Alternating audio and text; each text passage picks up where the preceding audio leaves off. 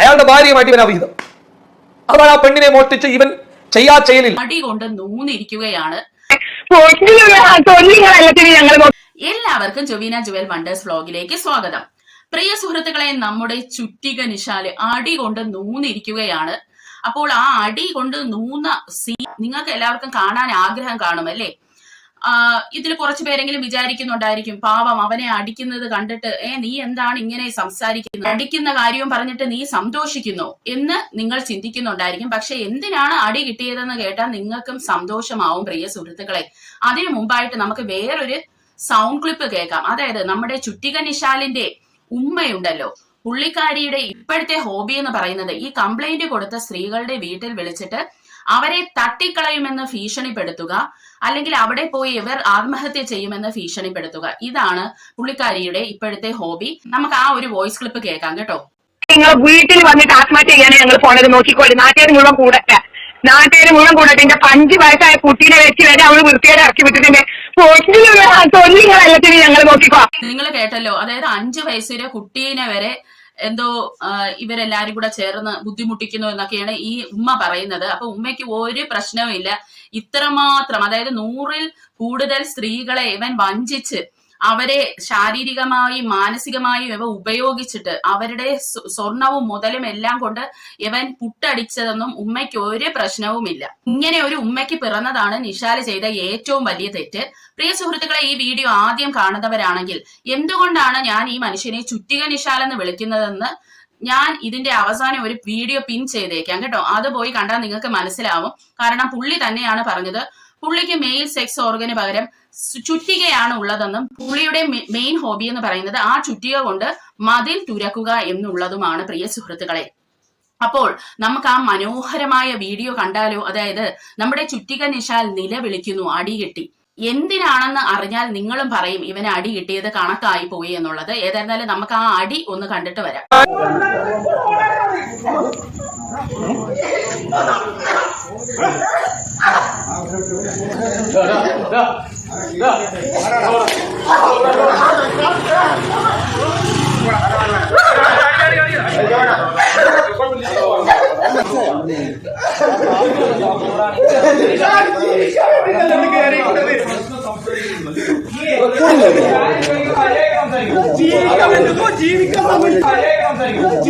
ഇവൻ അതിൽ വിളിച്ചു പറയുന്നത് കേട്ടോ, എന്നെ ജീവിക്കാൻ സമ്മതിക്കുന്നില്ല എന്ന് പറഞ്ഞു കിടന്ന് കാറി കൂവുകയാണ്. ഈ എവനാണ് വന്ന് ലൈവിൽ ഇരുന്നിട്ട് വലിയ ഹീറോ ചമഞ്ഞ് കണ്ട ചെറ്റത്തരവും തെണ്ടിത്തരവും എല്ലാം ചെയ്തത്. പ്രിയ സുഹൃത്തുക്കളെ, ഇവനെ എന്തിനാണ് അടി കിട്ടിയെന്നല്ലേ നിങ്ങൾ ഇപ്പൊ ചിന്തിക്കുന്നത്? അത് നമുക്ക് കാദർ കരിപ്പൊടി പറയുന്നത് ഒന്ന് കേട്ടിട്ട് വരാം. സത്യം പറഞ്ഞു കഴിഞ്ഞാൽ ഈ നാട്ടുകാരുടെ കൂട്ടത്തിലുള്ള ഒരാള് അയാളുടെ ഭാര്യയുമായിട്ട് ഇവൻ അവിഹിതം. അതാണ് ആ പെണ്ണിനെ മോഷ്ടിച്ച് ഇവൻ ചെയ്യലില്ല, എല്ലാം ചെയ്തു. അതാണ് ആ പെണ്ണിനെ മനസ്സിലാകുന്നു ഇപ്പം പരമ ഡാഷാണ്. ആ പെണ്ണാണെങ്കിൽ അവസാനം നിങ്ങൾ ഇവിടെ കേട്ടല്ലോ, അതായത് ആ അടിക്കുന്ന നാട്ടുകാരിൽ ഒരാളുടെ ഭാര്യനെയും ഇവൻ വളച്ചു. അതുകൊണ്ടാണ് ഈ അടി ഇവന് എടുത്തിട്ട് അടിച്ചത്. അതോടുകൂടി ഇവൻ ഓടി രക്ഷപ്പെടാനായിട്ട് ചെന്ന് കയറിയത് പോലീസ് സ്റ്റേഷനിലാണ്. എന്നാൽ നമുക്ക് അവിടെ കാണാം പോലീസും അവിടെ നോക്കി നിൽക്കുവാണ്. കാരണം അവര് പോലും ഇതിൽ ഇടപെടുന്നില്ല. കാരണം അത്ര ചിറ്റയാണ് ഇവനെന്ന് പറയുന്നത്. ഇങ്ങനെ ഒരു മനുഷ്യൻ, എനിക്കറിയില്ല ഇവൻ എന്താണ് ഇവന്റെ പ്രശ്നമെന്ന് അറിയില്ല. ഏതായാലും കാദർ കരിപ്പൊടി വേറൊരു കാര്യം കൂടെ പറയുന്നുണ്ട് കേട്ടോ. അതായത് ഇവൻ ഈ സ്ത്രീകളെ മാത്രം വലിപ്പിച്ച് അവരുടെ സ്വർണം മാത്രമൊന്നും അല്ല കൊണ്ടുപോകുന്നത്. ഇവൻ പള്ളികളുടെ പേരും പറഞ്ഞും പൈസ പിരിച്ചിട്ടുണ്ട് പ്രിയ സുഹൃത്തുക്കളെ. അതുകൂടെ നമുക്കൊന്ന് കേട്ടിട്ട് വരാം. അവിടെയും അവനൊരു സ്ത്രീ വിഷയമുണ്ട്. ഒരു പള്ളിയുടെ, മുസ്ലിം പള്ളിയുടെ പേരിൽ പോലും തട്ടിപ്പ് നടത്തി അതിൽ നിന്ന് തിന്നു. അത് തിന്നിട്ട് വയറ് നിറക്കുന്ന ഒരു ടീം, ഒരു മുസ്ലിം ആരാധനാലയത്തിന് കുറച്ച് സാധന സാമഗ്രികൾ വേണമെന്ന് പറഞ്ഞ് കർണാടകയിൽ നിന്നുള്ള ഒരു പള്ളിക്ക് വേണ്ടിയിട്ട് ഇവന് പിരിവിനിറങ്ങുക. ആ പിരിവിന്റെ പണം അത് ചോദിച്ച വ്യക്തിക്ക് കൊടുത്തില്ല എന്ന് മാത്രമല്ല, ആ പള്ളിയുടെ ടീമിന് കൊടുത്തില്ല എന്ന് മാത്രമല്ല, അക്കൂട്ടത്തിലുള്ള ഒരാളുടെ ഭാര്യയുമായിട്ട് ഇവൻ അവിഹിതം. എന്തൊരു ഭീകരമാണ്, എന്തൊരു ദയനീയമാണ്, എന്തൊരു ഡാഷാണ് ഇവൻ. എനിക്ക് എന്തൊക്കെ പറയാൻ തോന്നുന്നതാണ്. കാരണം ഇതുപോലെ ഒരു വൃത്തികെട്ടവൻ ആ മലപ്പുറം തിരൂരിലുണ്ട് എന്ന് പറയുമ്പോൾ സത്യം പറഞ്ഞു കഴിഞ്ഞാൽ ഞാൻ അത് അത്ഭുതപ്പെട്ടു പോവുകയാണ്. ണ്ടല്ലോ ലോക ഊടായ്പാണ്. നിങ്ങൾ ഈ കേട്ടോ, അതായത് പള്ളിയുടെ പേര് പറഞ്ഞു പോലും അവൻ കട്ട് മോട്ടിച്ചെടുത്തിട്ട് അവൻ അതിൽ പുട്ടടിച്ച് നല്ല അറുമാദിച്ചങ്ങ് ജീവിക്കുവാണ് അല്ലെ. എന്ത് സുഖമുള്ള ഏർപ്പാട്.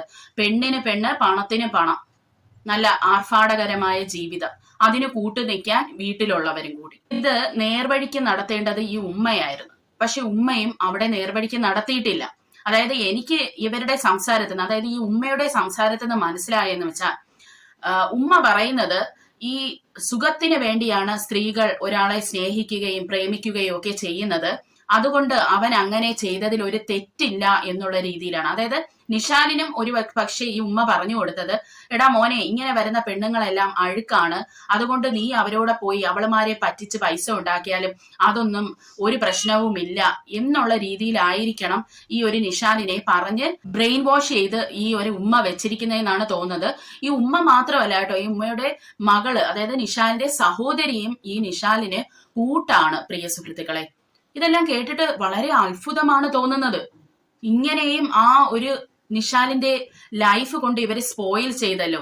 അതായത് ഈ ബ്രെയിൻ വാഷിംഗ് എന്നൊക്കെ പറയുന്നതുണ്ടല്ലോ, അതിൽ നിന്ന് കുട്ടികൾ മാറാൻ വലിയ പാടാണ്. പ്രത്യേകിച്ച് അവരുടെ അമ്മയൊക്കെയാണ് ഇങ്ങനെ ബ്രെയിൻ വാഷ് ചെയ്യുന്നതെങ്കിൽ അവർ കുഞ്ഞിലെ മുതലേ ഇതാണല്ലോ ഫോളോ ചെയ്തു വരുന്നത്. അതുകൊണ്ടാണ് ഈ നിഷാലിന്റെ തെറ്റ് മനസ്സിലാവാത്തത്. ഇപ്പൊ തന്നെ നമ്മുടെ ചുറ്റിക നിഷാലിനെ എടുത്തിട്ട് നാട്ടുകാർ അടിച്ചതിന് ശേഷമാണ് ഇവൻ ഇത്രയും തട്ടിപ്പ് നടത്തി ഇത്രയും സ്ത്രീകളെ വീണ്ടും പറ്റിച്ചത്.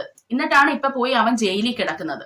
ഈ ഉമ്മ പറയുന്നതെന്ന് വെച്ചാൽ, ജയിലിൽ നിന്ന് ഇവൻ ഇറങ്ങിയാൽ സകല പേർക്കും ഇട്ട് പണി തരും, എല്ലാവരെയും തട്ടിക്കളയുമെന്നൊക്കെയാണ് ഈ ഉമ്മ പറയുന്നത്. ആദർക്കൊരിപ്പടി പറയുന്ന ബാക്കിയും കൂടെ നമുക്ക് കേൾക്കാം. പുരുഷൻ സോഷ്യൽ മീഡിയയിൽ കാണുന്നത് പോലെ സൽസ്വഭാവിയും നന്മയുള്ളവനും, എന്നും ഡയറി മിൽക്ക് തരുന്നവനും, എന്നും കൊഞ്ചിക്കുന്നവനും, എന്നും പാട്ട് പാടുന്നവനും, എന്നും ഗിഫ്റ്റുകൾ തരുന്നവനും എന്നൊക്കെയുള്ളതാണ് നിങ്ങളുടെ ധാരണയെങ്കിൽ അത് റിയൽ അല്ല. അത് റിയൽ ആണെന്നുള്ള സത്യം മനസ്സിലാക്കാന്നുള്ളതാണ്. കാരണം ഈ പറയുന്നതൊന്നും അല്ല ജീവിതം. അത് വേറെ തന്നെയാണ്. അവിടെ പ്രശ്നങ്ങൾ ഉണ്ടാവുക സ്വാഭാവികമാണ്. കാരണം 25 വർഷം ഒറ്റയ്ക്ക് ജീവിച്ച ഒരു മനുഷ്യന്, 20 വർഷം ഒറ്റയ്ക്ക് ജീവിച്ച ഒരു സ്ത്രീ, ഒരാണ്, രണ്ടുപേരും ഒരുമിച്ച്, രണ്ടുപേരും കൂട്ടായി ജീവിക്കുമ്പോൾ 20 വർഷവും അവര് ജീവിച്ചിട്ടുള്ളത് ഒറ്റക്കാണ്. ആ രണ്ടുപേരാണ് ഒന്നിച്ച് ജീവിക്കാൻ വേണ്ടിയിട്ട് മുന്നോട്ട് പോകുന്നത്. അവരൊറ്റയ്ക്ക് ജീവിച്ചപ്പോഴുണ്ടായിരുന്ന അവരുടെ സങ്കല്പങ്ങൾക്ക് വിരുദ്ധമായിരിക്കും ഈ കൂട്ടമായിട്ട് ജീവിക്കുമ്പോൾ. അവിടെ അനിഷ്ടങ്ങൾ ഉണ്ടാകാം, അവിടെ പ്രശ്നങ്ങൾ ഉണ്ടാകാം. ഈ പ്രശ്നങ്ങളൊക്കെ പരിഹരിച്ച് മുന്നോട്ട് പോകുന്നവനാണ് യഥാർത്ഥ സക്സസ് മാൻ. അവനാണ് യഥാർത്ഥ വിജയിച്ചവൻ. അവനാണ്. അങ്ങനെ വിജയിക്കാൻ പഠിക്കണം. എല്ലാം പെട്ടെന്ന് നടക്കുമെന്നൊക്കെ വിചാരിച്ചു കഴിഞ്ഞാൽ നടക്കില്ല. ഒരു ബിസിനസ് തുടങ്ങിയിട്ട് ഇന്ന് 1 കോടി രൂപയുടെ കച്ചവടം വേണമെന്ന് വിചാരിച്ചാൽ നടക്കില്ല. ആ ബിസിനസ് വിജയിപ്പിക്കാൻ വേണ്ടിയിട്ട് പ്രയത്നിക്കണം. അവിടെ ലാഭവും നഷ്ടവും പ്രതിസന്ധികളും പ്രയാസങ്ങളൊക്കെ ഉണ്ടാകും. അതൊക്കെ താണ്ടി ഉറച്ച നിലപാടിൽ നിന്ന് ആ ബിസിനസ് മുന്നോട്ട് കൊണ്ടുപോകുമ്പോഴാണ് വിജയിക്കുന്നത്. ഇതൊക്കെ എല്ലാത്തിലും ബാധകമാണ്.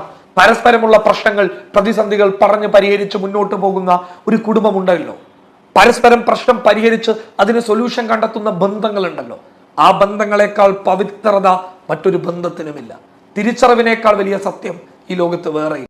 ദാമ്പത്യം എന്ന് പറയുന്നത് അത് സുഖവും ദുഃഖവും ഇടകലർന്നതാണ്. പ്രിയ സുഹൃത്തുക്കളെ, ഇവിടെ നമ്മുടെ കാതർക്കരിപ്പൊടി വേറൊരു കാര്യം പറയുന്നുണ്ട് കേട്ടോ. കാരണം ഇവന്റെ ജോലി എന്ന് പറയുന്നത് ഒരു ത്രെഡ് ഇങ്ങനെ ഇട്ട് കൊടുക്കും. അതായത് ഈ ദാമ്പത്യത്തില് അധികം സന്തോഷമൊന്നും അനുഭവിക്കാത്ത സ്ത്രീകൾ, അല്ലെങ്കിൽ വളരെ ഡിപ്രസ്ഡ് ആയിട്ടിരിക്കുന്ന സ്ത്രീകളൊക്കെയാണ് ഇവന്റെ ഇരകളെന്ന് പറയുന്നത്.